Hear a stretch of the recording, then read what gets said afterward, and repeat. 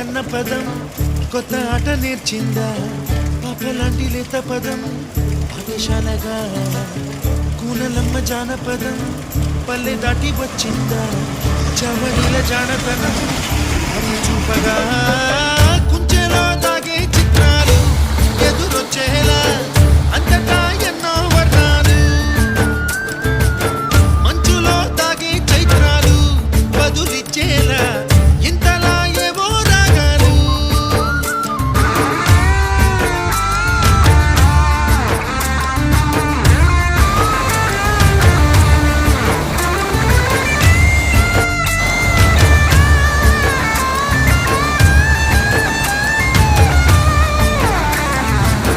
ఆకతాయి సందడిగా